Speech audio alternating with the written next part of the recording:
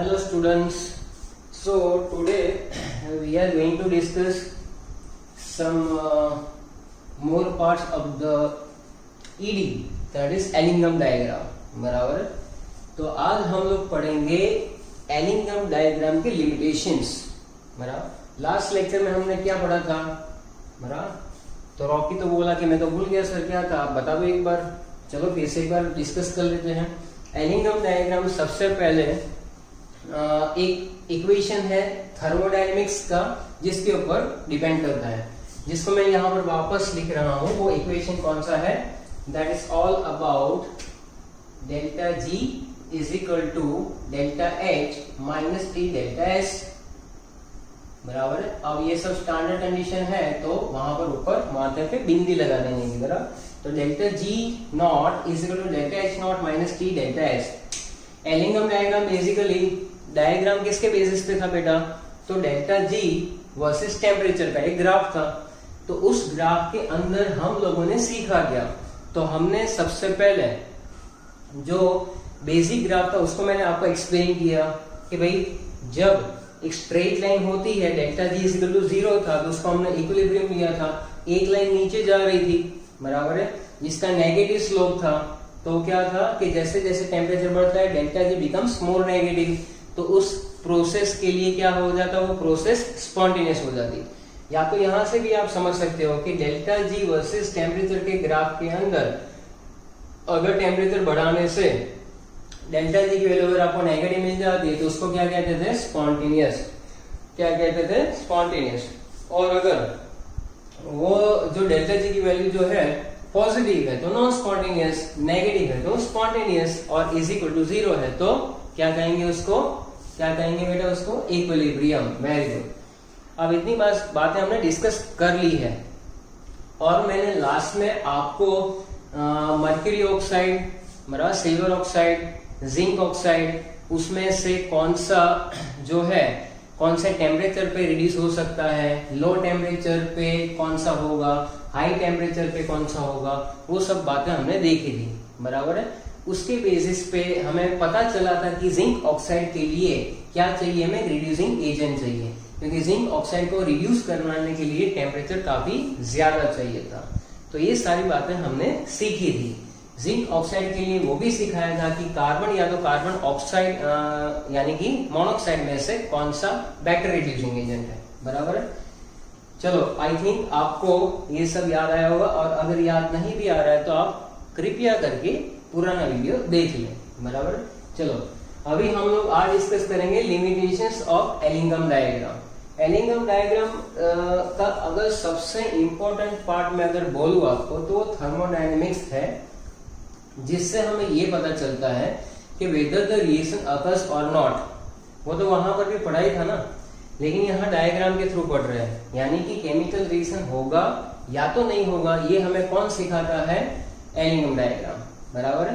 कि जिस टेम्परेचर पे, एक ऑप्टिमम टेम्परेचर पे अगर डेल्टा जी की वैल्यू जितनी ज्यादा नेगेटिव है, उतना हमें क्या पता चल जाएगा कि वो रिएक्शन स्पॉन्टेनियस है.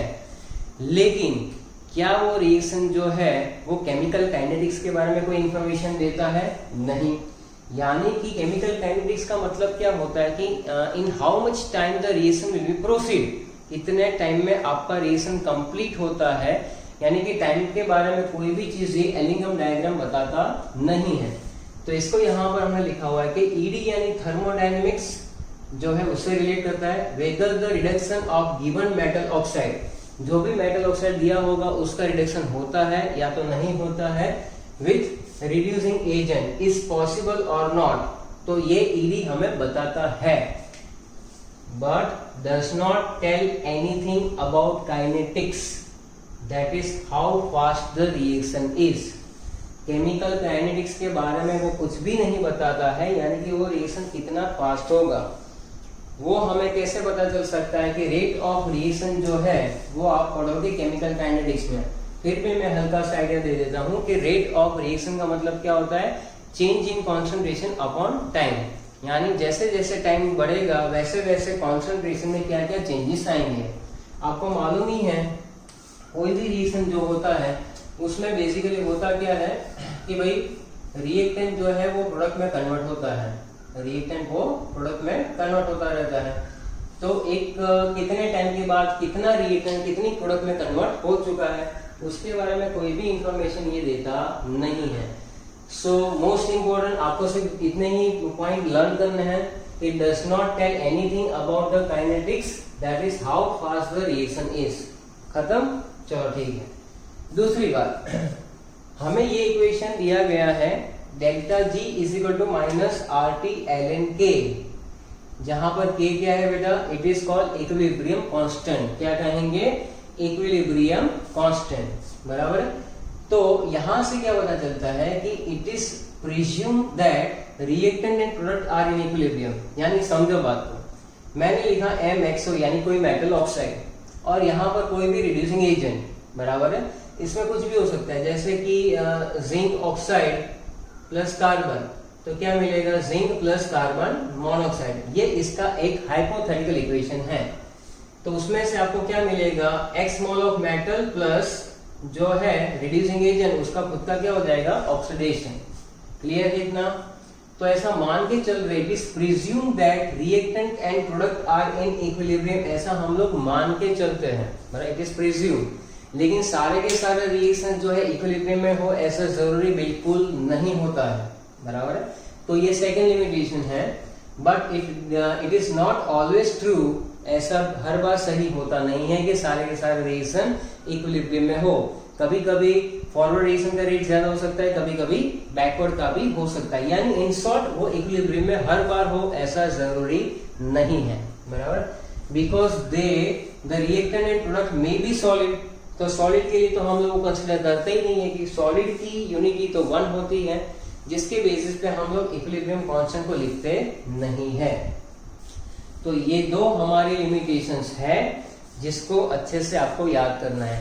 एनसीईआरटी के अंदर थोड़ा सा लेंथी पोर्शन दिया हुआ है, लेकिन मैंने सिंप्लीफाइड करके यहाँ पे लिखा हुआ है।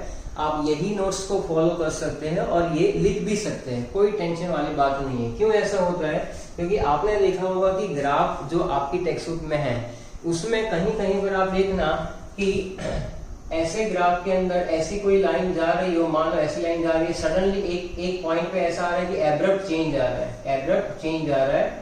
तो क्या होता है, वो जो एब्रप्ट चेंज है उसके अंदर ऐसा माना जाता है कि इस पॉइंट पे वो सॉलिड में से लिक्विड में कन्वर्ट हो सकता है, तो फेज चेंज हो रहा है, बराबर है। अच्छा, दूसरे पॉइंट पे लिक्विड में से गैस में वो कन्वर्ट हो जाएगा, दूसरे पॉइंट पे वो लिक्विड में से गैस में कन्वर्ट हो सकता है, यानी melting point and boiling point. तो एब्रप्ट चेंज यानी एक रेगुलर पैटर्न में पॉजिटिव ग्राफ जा रहा है और सडनली एक इंक्रीज आता है, वो पॉइंट क्या इंडिकेट करता है बेटा, वो पॉइंट इंडिकेट करता है कि उस पॉइंट पे फेज चेंज हो रहा है, ये मान के चलो, बराबर। तो इसलिए यहाँ पे लिखा हुआ है कि हर बार इक्विलिब्रियम में हो ऐसा जरूरी नहीं है, वहां पर चेंजेस होते रहते हैं। तो आई होप कि हमने ये क्लियर किया हुआ है। तो ये मैं यहाँ से अब मिटा रहा हूँ। लिमिटेशंस ऑफ एलिंगम डायग्राम जो है वो हमें अभी इसकी जरूरत है नहीं, चलो ठीक है। तो ये यहाँ से हम लोग हटा रहे हैं। चलो ये हो गया क्लियर। अभी नेक्स्ट पॉइंट हमारा है पायरोमेटलर्जी। पायरोमेटलर्जी का मतलब क्या है? पायरोमेटलर्जी जो है वो हमने आगे भी उसकी डेफिनेशन सीखी हुई है। तो पायरोमेटलर्जी के अंदर सबसे पहले क्या सीखेंगे, smelting, process of extracting metal by reduction of its oxide with carbon is called smelting. उसको क्या कहते हैं, स्मेल्टिंग कहते हैं। ये डेफिनेशन आप लोग लिख लो, बराबर है, साथ में लिखते चलो क्या है क्या नहीं, तो हमें भी पता चलेगा।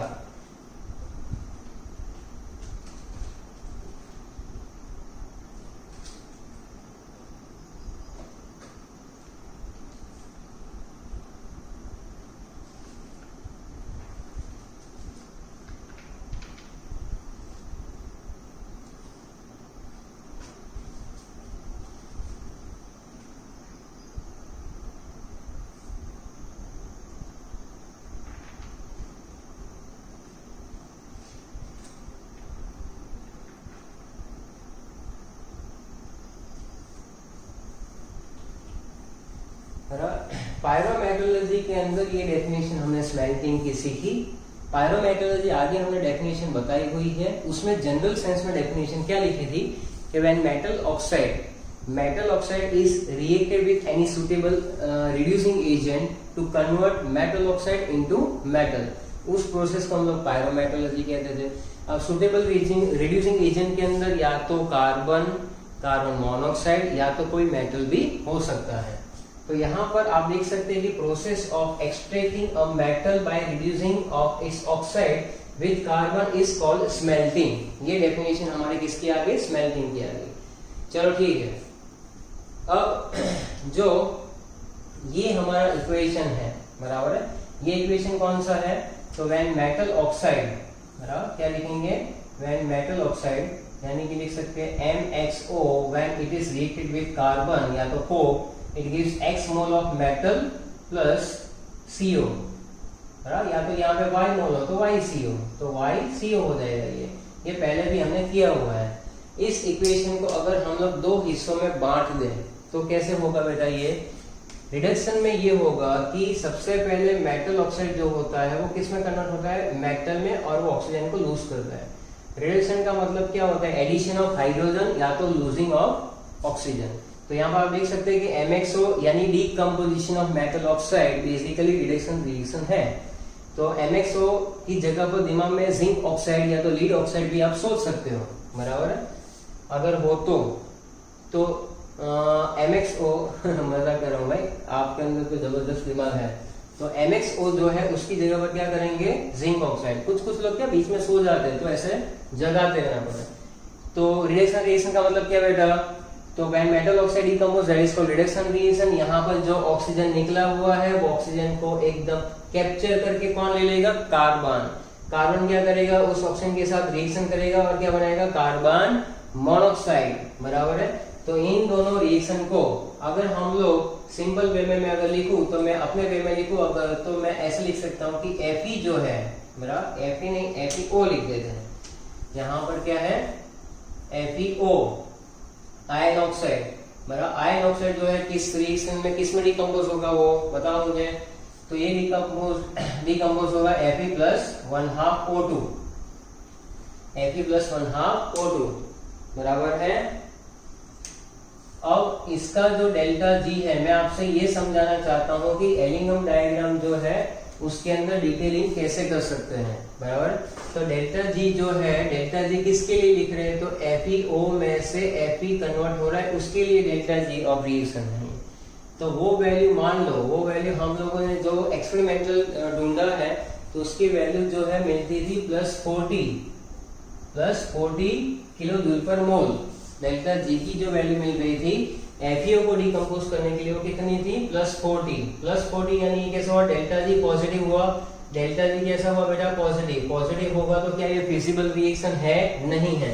तो इसको क्या कहेंगे, नॉन स्पॉन्टेनियस रिएक्शन। क्या कहेंगे, नॉन स्पॉन्टेनियस रिएक्शन, बराबर। तो ये रिएक्शन फिजिबल होता नहीं है। लेकिन जब कभी भी इसके अंदर ये रिएक्शन को ऐड किया जाए C plus 1/2 O2 it gives क्या हो जाएगा, CO। तो उसके लिए डेल्टा जी किसके लिए हम लोग कर रहे हैं, तो कार्बन कन्वर्ट हो रहा है कार्बन मोनोऑक्साइड में। मान लो कि यहाँ पर उसकी जो वैल्यू है वो हमें मिल रही कितनी, नेगेटिव मिल रही है। नेगेटिव का मतलब यहाँ पर -100 मिल रही है, कितनी, -100। तो अकेला ये रिएक्शन जो है सेकंड इक्वेशन वो माइनस में है, डेल्टा जी नेगेटिव का मतलब कि स्पॉन्टेनियस रिएक्शन है। तो ये रिएक्शन हो रहा है स्पॉन्टेनियस। अब मैंने आपको पहले भी बताया था कि जब कोई रिएक्शन अकेला स्पॉन्टेनियस जो है वो तो होता है, लेकिन ये नॉन स्पॉन्टेनियस है और पूरे ओवरऑल रिएक्शन को अगर स्पॉन्टेनियस बनाना है तो दोनों को क्या करना पड़ेगा, एडिशन। दोनों का अगर मैं एडिशन करूं तो क्या होगा, 1/2 O2 कैंसल। यहाँ पर FeO जो है वो कार्बन या तो कोक के साथ रिडक्शन में जाएगा, Fe प्लस CO बनाएगा। यहाँ पर भी आप देखो कि इन दोनों का डिफरेंस जो है बेटा, बराबर है, इन दोनों का डिफरेंस जो है यानी कि डीकम्पोजिशन और ऑक्सीडेशन, रिडक्शन और ऑक्सीडेशन का जो है यानी रेडॉक्स इक्वेशन का फाइनल डेल्टा जी कितना आ रहा है, फाइनल डेल्टा जी हमारा आ रहा है -60। कितना आ रहा है, -60। इसका मतलब ये है कि अकेला आदमी बेचारा एक मान लो कि नेगेटिव है यानी स्पॉन्टेनियस का मतलब क्या, सुखी आत्मा है एकदम, एक बेचारा दुखी आत्मा था। तो इन दोनों के कपल तो समझते हो ना, वो वाले कपल नहीं भाई। कपल का मतलब क्या, कपल बोलो यानी आपका दिमाग सीधा बस। कपलिंग रिएक्शन में क्या होगा कि जब हम लोग दो रिएक्शन को मर्ज करेंगे, बराबर है, तो हमारा final answer must be negative. क्योंकि हम लोग मर्ज कब करेंगे कि जब नेगेटिव हो तो कोई फायदा ना। अब दोनों मिलाकर प्लस प्लस का तो फायदा नहीं होता है, बराबर है। माइनस माइनस भी साथ में क्या करेंगे, प्लस प्लस भी साथ में क्या करेंगे, प्लस और माइनस बराबर है, जब मिलेंगे तब कुछ फायदा हो सकता है। क्योंकि यहाँ पर प्लस माइनस मिलके ओवरऑल हमें माइनस दे रहे हैं, बराबर है। तो ओवरऑल माइनस जो दे रहे हैं, इसका मतलब कि ये रिएक्शन होने के लिए, ये इंडिविजुअल रिएक्शन था जिसका डेल्टा जी +40 था, नॉन स्पॉन्टेनियस। ये इंडिविजुअल रिएक्शन है, उसका delta G -100। Coupling the reaction, couple बनाने के बाद ये डेल्टा जी हो गया -60, यानी कि ये -60 हुआ। इसका मतलब कि स्पॉन्टेनियस हो गया। स्पॉन्टेनियस का मतलब अपने आप होता जाता है, बराबर, कोई टेंशन नहीं। Reaction occurs on its own, बराबर, आप तो समझते ही हो। तो यहाँ पर इसका मतलब हो जाएगा कि ये रिएक्शन फिजिबल है। ऐसा नहीं कुछ भी उठाकर किसी में ऐड कर देने से नहीं होता है, बराबर। और ये वैल्यू सारी मैं अपने घर से ऐड नहीं कर रहा हूँ, बराबर, ये कहीं ना कहीं पे प्रैक्टिकल डेटा पे है, तो उस हिसाब से यहाँ पर हम लोग लिख सकते हैं। बात समझ में आ रही है? तो ये आपको समझना चाहिए। तो ये चीज जो है अब क्लियर हो जानी चाहिए कि ये हम लोग क्या कर रहे हैं ऑलरेडी, कि कोई भी मेटल ऑक्साइड का कार्बन के साथ रिएक्शन, ये स्मेल्टिंग मैंने एक एग्जांपल के साथ आपको एक्सप्लेन कर दिया।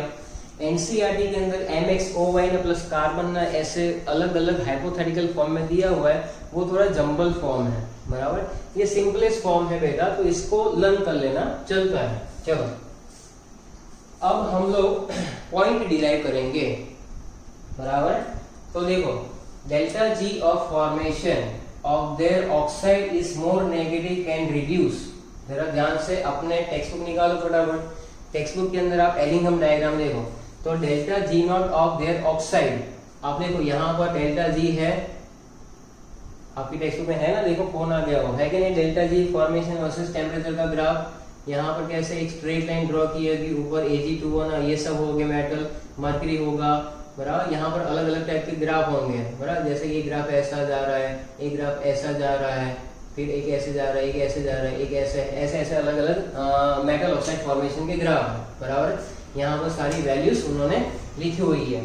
तो हमें सीखना क्या है यहाँ पर, तो आप देखो कि यहाँ पर मान लो कि 0 है, -100 है, -500 है, -1000 हो गया, -1000, -2000, ऐसे ऐसे टेम्परेचर केल्विन में यहाँ पर बढ़ रहा है, बराबर। मान लो कि यहाँ पर 300 केल्विन है, बराबर, फिर सीधा 700 केल्विन हो गया, फिर 1000 केल्विन, ऐसे ऐसे इन टेम्परेचर भी इंक्रीजिंग दिया हुआ है।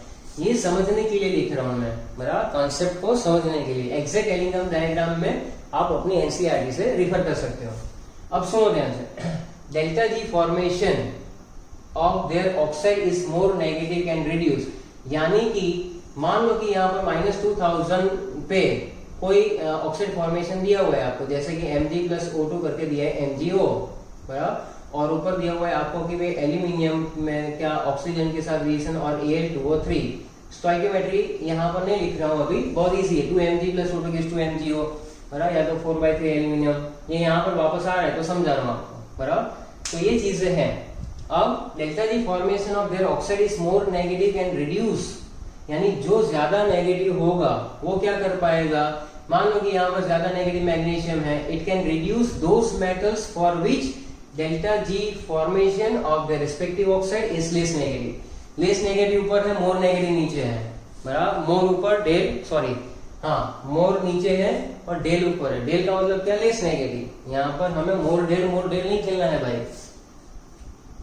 चलो समझो कि यहाँ पर जो ज्यादा नेगेटिव वैल्यू है, बराबर, डेल्टा जी फॉर्मेशन की मोर नेगेटिव वैल्यू वाली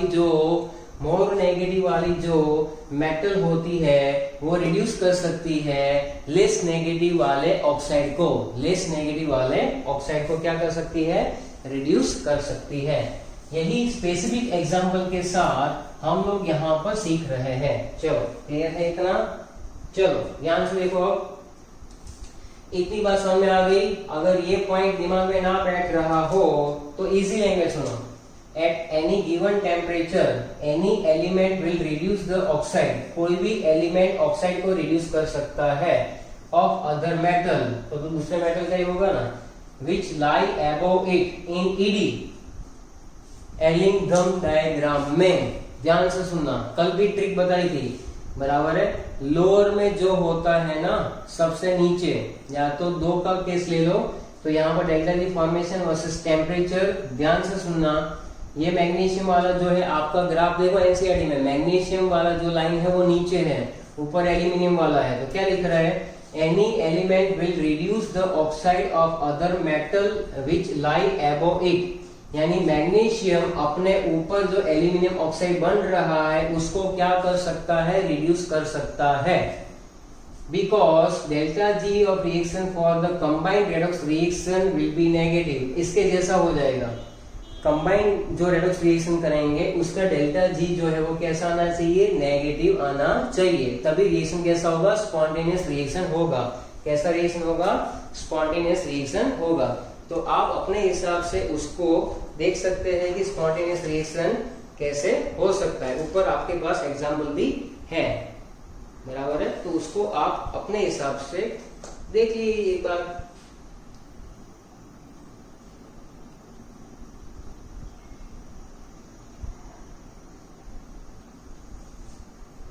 तो ये पॉइंट का कहने का मतलब क्या हो गया?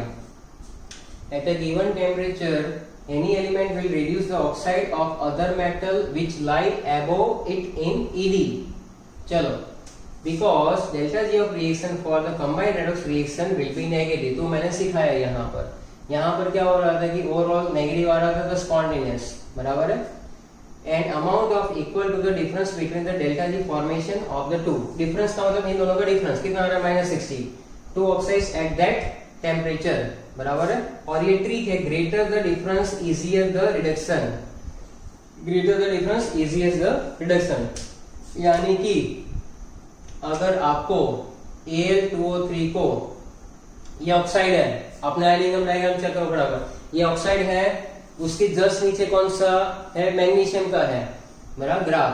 तो Al2O3 को नीचे वाली मेटल, बराबर जो भी नीचे होगी, Al2O3 के जस्ट नीचे कौन सी? मैग्नीशियम। तो magnesium has a capacity to reduce that, यानी खुद का मैग्नीशियम का खुद का क्या होगा? ऑक्सीडेशन होगा, और एल्यूमिनियम जो है वो कैसे हो जाएगी? Acid to Al। तो अब आप उसको बैलेंस कर सकते हो आराम से, बराबर है। यहाँ पर स्केलेटल इक्वेशन ही लिखा हुआ है, और समझो कि यहाँ पर क्या है कि Al2O3 जो है उसके जस्ट नीचे कौन सी लाइन जा रही है बेटा? मैग्नीशियम की लाइन जा रही है। तो मैग्नीशियम की जो लाइन जा रही है उसके बेसिस पे क्या हम लोग बोल रहे हैं कि जो नीचे है, मैग्नीशियम की लाइन नीचे है, वो अपने ऊपर वाले ऑक्साइड को रिड्यूस कर पाएगा, अपने ऊपर वाले ऑक्साइड को क्या कर पाएगा? रिड्यूस कर पाएगा। चलो, तो उसके हिसाब से आप देख लो, और यहां पर हो रहा है कि नहीं आप चेक कर लो। 2 2 4, तो यहाँ पर 4/3 4/3, चलो ये हो जाएगा